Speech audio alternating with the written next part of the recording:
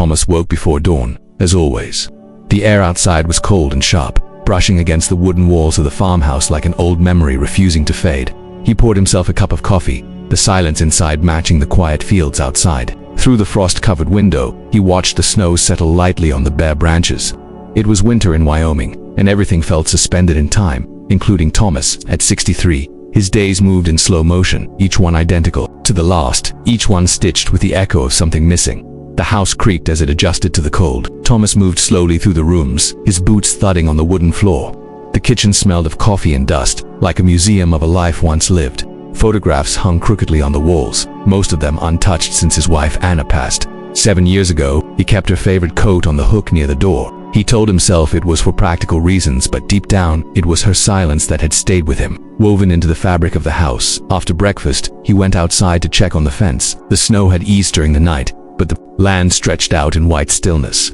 There was no one for miles. The nearest neighbor was 15 minutes by truck, and even that felt too close sometimes. He liked the solitude. It gave him control, predictability. He had lost too much to the unexpected. His son in a car accident, Anna to cancer. People meant pain, crops, tools, and animals at least followed rules. By mid-morning, the sky was a dull gray, the kind that never quite wakes up. Thomas worked, in silence, hammering a loose board on the fence, his breath puffing into the frozen air. Crows circled overhead, their calls piercing the stillness like small, sharp reminders of life. The animals were quiet. The barn cat, old and scarred, watched him from a haystack. They had both grown used to the silence, to the absence of urgency. Time didn't pass here, it hovered inside. The living room felt like a photograph. Nothing had changed in years. Thomas rarely sat there anymore. He spent his evenings in the kitchen or outside by the barn when the weather allowed. He didn't own a television. The radio gathered dust on a shelf. He read the same 3 books over and over. Old westerns with yellowed pages and broken spines. The world beyond his land no longer mattered to him. He knew the road to town, the road back, and that was enough. Once a week he drove to town for supplies. The market clerks knew his name but not his story. He kept conversations short and polite. People sometimes asked how he was holding up, but he'd smile with a shrug. They respected his distance. Some even envied it. Out here, everyone carried something heavy: grief, secrets, regrets. But Thomas had mastered the art of silence. He wore it like armor, something no one dared touch. That night, he sat by the wood stove staring into the flames. The logs crackled softly, casting long shadows across the floor. He nursed a cup of whiskey, the only thing that warmed him from the inside. Outside, the wind howled low, but he barely noticed. His mind was somewhere else, not in the past, not in the future, just adrift. He didn't wait for anything anymore. Whatever surprises life once held had been used up long ago, or so he thought. Before heading to bed, Thomas did his final round through the barn. Everything was in place. The animals were calm. As he locked the door and turned toward the house, something caught his eye at the edge of the woods, a dark shape slumped against the fence, barely visible in the snow. He froze, narrowing his eyes. A man, a boy. He took a cautious step forward. Whoever it was hadn't moved. Thomas felt something shift in his chest, something unfamiliar. Instinct told him to walk away. But something else, something softer, told him to come closer. The rain came hard that night, pelting the tin roof like 1,000 tiny drums. Thomas stood at the back door, holding a lantern against the darkness, drawn outside by the restless neighing of a horse. He scanned the fence line, the beam of light slicing through the storm. Then he saw it, a slumped figure near the edge of his property, barely distinguishable in the downpour. His heart tightened. Instinct told him to stay put. But the figure didn't move. Against his better judgment, he pulled on his coat, grabbed his rifle and stepped into the rain. As he got closer, the outline of a man became clear, young, soaked to the bone and clearly injured, blood mixed with mud on his temple. The stranger's clothes were torn, his breath shallow, his eyes flickering open just long enough to register Thomas for a second. Their eyes met. There was fear there, but more than that, exhaustion, the kind of weariness that comes not from a single night, but from a long series of battles. Without a word, Thomas lowered the rifle and reached out his hand. The young man didn't resist. Inside the barn, Thomas laid him down on an old cot, grabbing towels and his first aid kit. The stranger said nothing. He winced as Thomas cleaned the wound, but stayed quiet. Thomas noticed the worn beaded necklace around his neck, unmistakably handmade, tribal. The young man was Native American. That realization gave Thomas pause, not because he cared about race, but because he knew how rare and risky this kind of encounter could be in these parts. Still, he didn't stop. The boy needed help. Thomas offered him water. The young man drank slowly, still silent, eyes half closed. Thunder rumbled in the distance. Thomas didn't ask questions. There would be time for that later if the boy stayed. He moved quietly, lighting the small stove and heating up leftover stew. The barn filled with a warm smell, of potatoes and beef. He handed over a tin bowl, and after a few hesitant moments, the boy began to eat, spoon trembling slightly in his hand. Whatever he'd been through, it had taken everything out of him. They sat in silence for nearly an hour. Thomas didn't push. He understood silence, understood what it meant to sit with another person without saying a word. The stranger watched him, cautious but not afraid. There was something ancient in his gaze, something that didn't match his youth. After finishing the food, the boy whispered a single word, "Q." His voice was hoarse but clear. "Thomas," nodded Thomas, he said simply. No handshake, no smile, just names, like two men stranded in the same storm. The rain didn't let up. Thunder echoed across the valley, shaking the rafters. Thomas gave the boy a blanket and placed extra firewood near the stove. He didn't ask where Q had come from or why he was out there in the middle of nowhere. Those answers could wait. For now, it was enough that he was breathing, safe, and warm. Thomas left him to rest and returned to the house, his boots squelching. On the soaked ground, he couldn't explain the feeling in his chest. Not quite worry, not quite curiosity, something in between. Back inside, Thomas stood at the window, watching the barn through the haze of rain. His mind drifted to Anna. She had always been the one to take people in, to give freely. He wondered what she would have thought of this. A moment, a stranger, possibly dangerous, sleeping in their barn. But in his gut, he didn't feel fear. He felt something gentler, something like purpose. Maybe it was time he let the silence crack a little. Just enough for someone else to step inside. That night, Thomas barely slept. Every sound from the barn made his ears perk up. Every gust of wind set him on edge. But when morning came, the barn was still, and the air outside was clearer. He boiled water for coffee and glanced at the photograph of Anna on the mantel. "You'd have done the same," he muttered. As the sun began to rise over the white hills, he stepped out once more, not knowing that everything was about to change. The fire cracked gently in the hearth, casting soft, flickering shadows on the barn walls.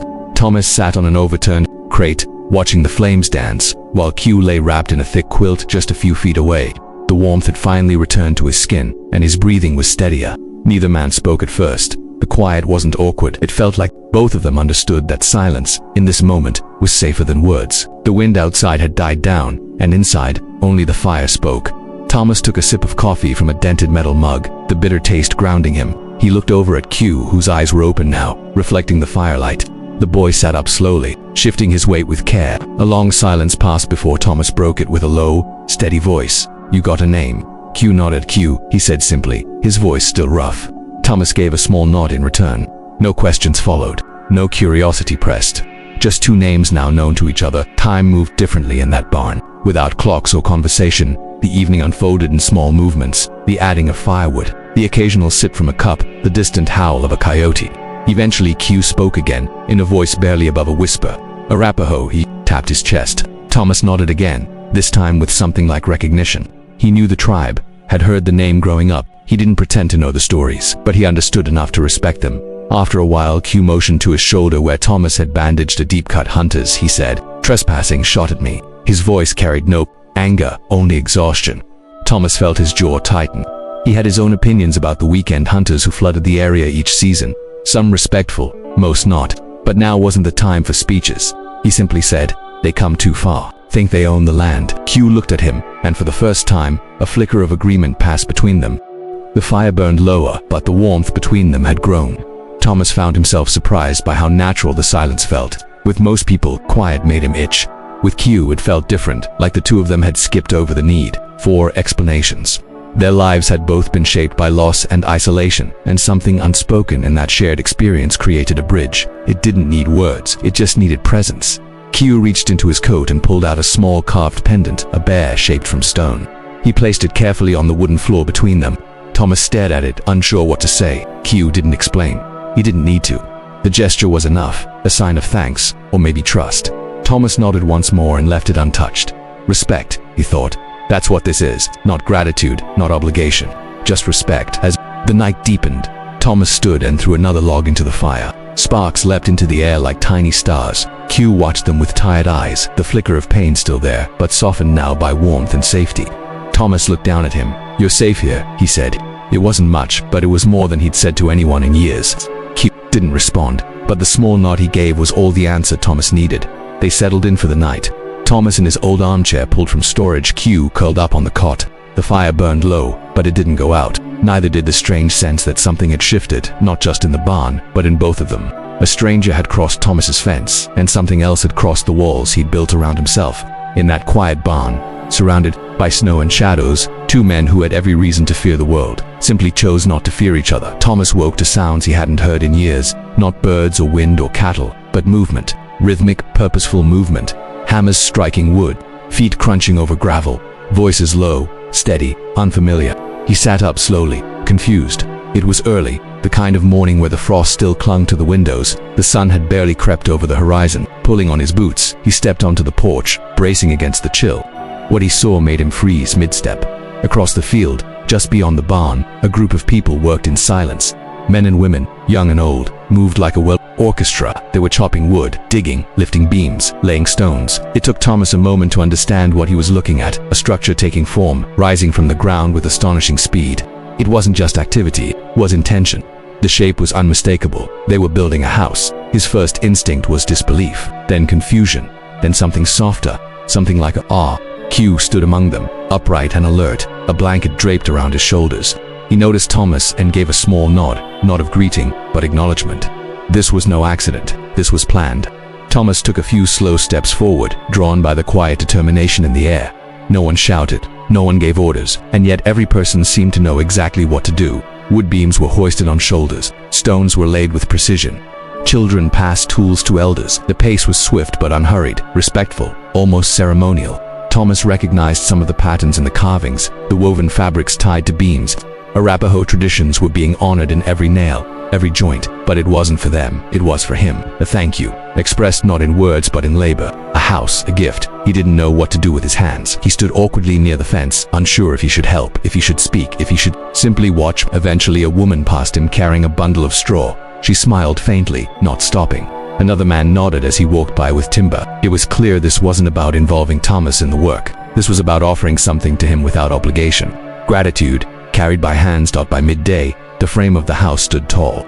Smoke curled from a fire nearby where food was being prepared in large pots. The scent of sage and roasted meat drifted through the cold air. Someone handed Thomas a cup of warm broth. He took it, still silent, still unsure if this was real.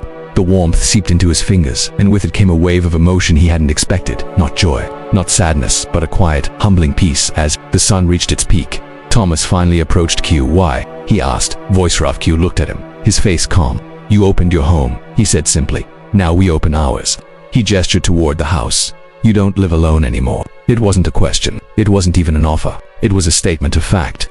Thomas looked back at the structure. Solid, simple, beautiful, a home built by strangers who had become something else. That night, the new house stood finished beside the old one. Not a replacement, but a companion. The moonlight cast long shadows across both rooftops. Thomas sat outside, watching the quiet celebration around the fire. He didn't know what tomorrow would bring, but something in him had shifted. The silence he had carried for so long had been met, not broken, but answered. Not with noise, but with presence. And in that stillness, something new had begun. The days that followed moved with a quiet rhythm.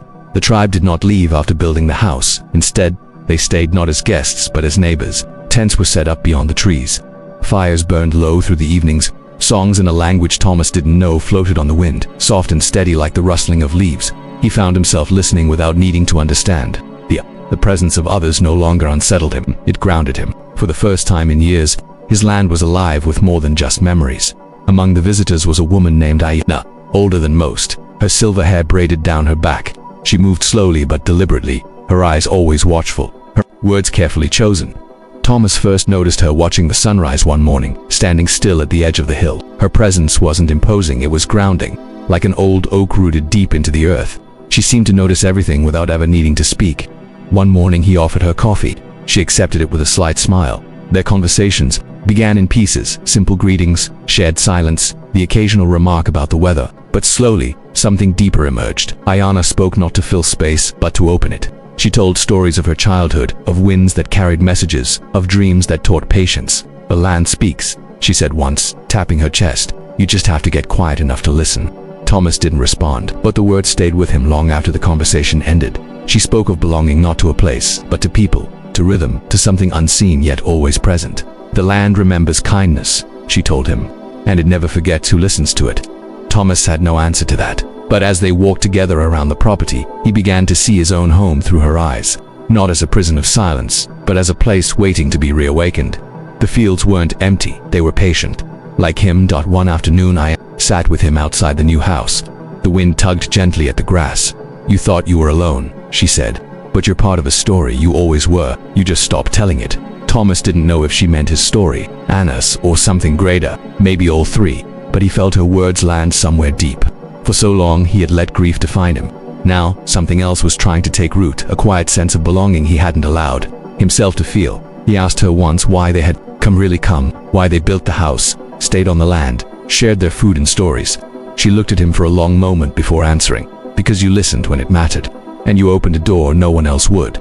Thomas felt the truth of it settle in his bones. He had done something small, taken someone in, but to them it had meant everything. And now, they were showing him what gratitude looked like when carried by a people, not just a person.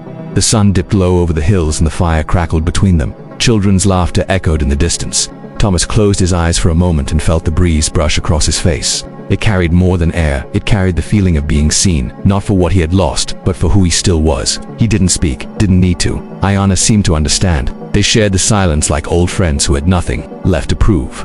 That night, Thomas sat by the fire long after the others had gone to sleep. He looked at the new house, then at the stars overhead. He thought of Anna, not with pain this time, but with presence. He imagined her smiling at the way things had changed, at the people now walking the same land she once tended. For the first time in a long while, he didn't feel like the last page of a story.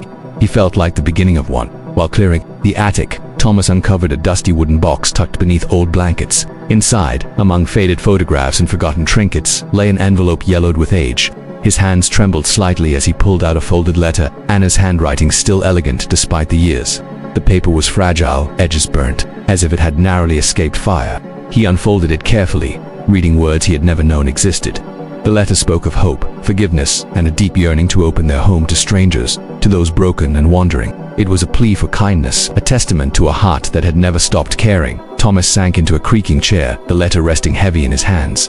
For years he had buried this side of Anna beneath grief and silence. She had dreamed of a life where their farm was a refuge, a place where the lost could find shelter and the lonely could belong. Her words challenged the cold walls he had built around himself. Welcoming Q was no accident. It was a rekindling of the legacy Anna had left behind, one of connection and compassion. The realization was both humbling and painful, stirring memories that refused to stay buried. He stared out the window at the new house standing beside the old one, the morning light soft against its wooden frame. The letter had reopened a door Thomas thought long closed. His act of kindness had become a bridge to the past and a promise to the future. It wasn't just shelter he had offered Q, it was a piece of Anna's spirit, alive again in the silence. For the first time in years, Thomas felt a stirring, a quiet hope that perhaps healing wasn't just a memory, but a path forward. And maybe, just maybe, he was ready to walk it. News traveled fast in the nearby town. Whispers spread like wildfire. A farmer, once quiet and respected, had welcomed a native stranger and accepted an entire tribe building a home beside his own. Some saw it as kindness, but many others murmured suspicion and judgment. Thomas found himself on the receiving end of cold stares and biting remarks. Old friends who once shared meals and laughter now crossed the street to avoid him. "You've changed, Thomas," one said bitterly. "We don't know who you are anymore." The weight of their words pressed on him heavier than the Wyoming winter. The confrontation came unexpectedly one afternoon at the market. A group of men, faces hard and voices low but fierce, cornered him near the grain sacks. "You're siding with them over your own people," a man spat. "We built this town, and now you invite trouble in." Thomas stood firm but felt the sting of isolation creep deeper.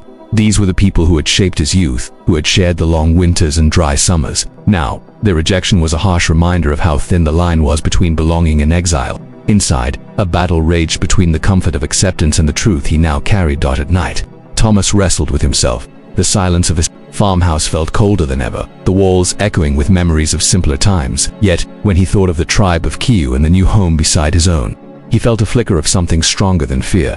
Purpose. Could he abandon this fragile bridge and return to a life defined by isolation? Or was this his chance to finally live in truth, embracing the complexity of being both farmer and friend to those once seen as strangers? The choice loomed, daunting, but inevitable, as the echoes of his past demanded an answer. The evening air was crisp and sharp, carrying the scent of wood smoke and fresh earth. Thomas stood nervously by the door of the new house, smoothing his worn jacket. Invitations had been sent out carefully, some accepted with hesitation, others with outright refusal. Still, a handful of townsfolk and tribe members arrived, each carrying the weight of old grievances and silent judgments. The atmosphere inside was thick with unspoken questions. Thomas hoped the night would break the walls between them, but doubt gnawed quietly at his resolve. The long wooden table was set with a mix of dishes stew from the farm, roasted roots, and traditional tribal breads. At first, the conversations were cautious and clipped, eyes dotted nervously, voices kept low. The townspeople exchanged wary glances with the tribe members, unsure how to navigate the room filled with strangers who were also neighbors. Thomas caught himself holding his breath, waiting for the fragile silence to shatter. The tension was almost tangible, like a storm waiting to break. Slowly, a laugh pierced the quiet soft, then contagious. A young man from the tribe shared a story about a mischievous coyote, his words laced with humor and warmth. Heads turned, smiles crept in, and the air began to lighten. A woman from town asked a question, hesitant but genuine. The stories followed of hardship, of joy, of shared love for the land. The invisible barriers that had once divided them started to dissolve, replaced by threads of common humanity. Thomas watched as an older townsman, usually reserved and skeptical, engaged in a spirited conversation with Anna. Their dialogue was gentle but firm, a delicate dance of listening and speaking. They spoke of history, painful chapters, but also moments of resilience and hope. Neither side sought to erase the past, but instead to understand it. The room buzzed with a new energy, a fragile but growing trust that had once seemed impossible. Children ran through the yard, their laughter weaving between the adults' talks. A young girl from the tribe approached Thomas, offering a wooden whistle. He accepted it, surprised by the gesture. The simple act felt like a bridge of promise between old wounds and new beginnings. Thomas felt a lump rise in his throat. He realized that this gathering was more than a dinner. It was a step toward healing, toward belonging. As the night deepened, songs rose around the fire outside. The townsfolk and tribe members gathered, sharing music that spoke beyond words. Thomas sat quietly, watching faces softened by firelight, hearing voices united in melody. The wind carried the music over the fields into the silence that once had seemed endless. For the first time, Thomas felt the weight of isolation lift, replaced by a hopeful connection that stretched beyond fences and old fears. When the guests began to leave, there were handshakes, lingering glances, and promises to meet again. The night had not erased all wounds, but it had opened a door. Thomas stood on the porch, watching the fire's last embers fade. He knew the journey ahead was long, but this night had been a foundation of proof that even the deepest divides could begin to heal through shared moments.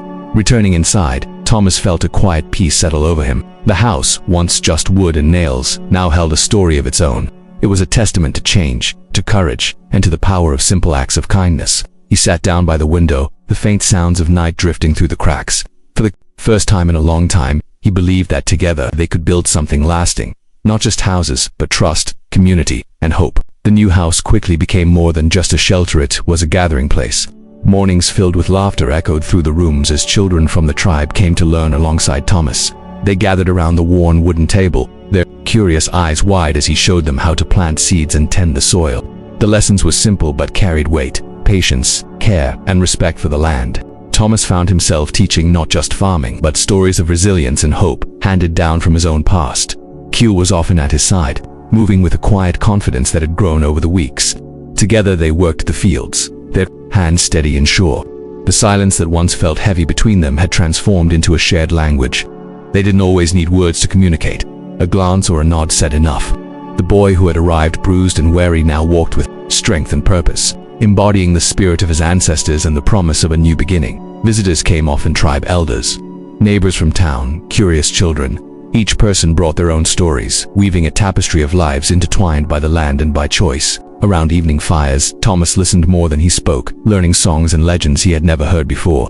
The house stood as a bridge, a symbol of what could be built when old walls came down. For the first time in decades, Thomas felt the warmth of belonging, a lightness where once there was only weight.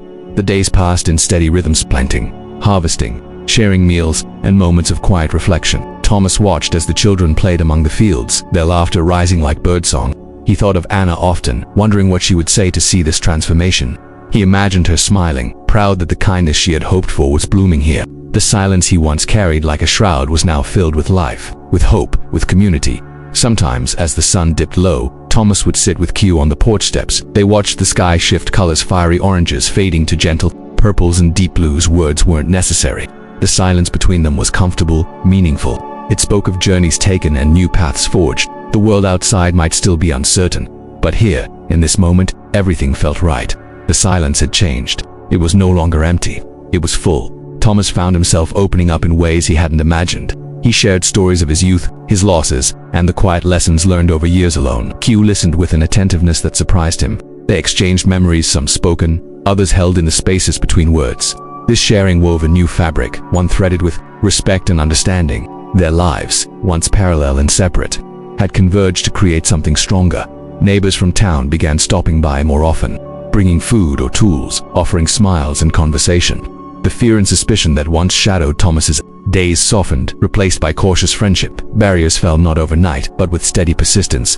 The community that had seemed impossible now grew, nurtured by shared effort and mutual respect. The new house stood as a beacon not just of shelter, but of reconciliation. As the last light faded from the sky, Thomas and Q sat side by side, the weight of the day slipping away. The silence wrapped around them, familiar yet transformed. It held no loneliness now, only peace. In that quiet moment, Thomas realized that his story, once thought closed, was just beginning.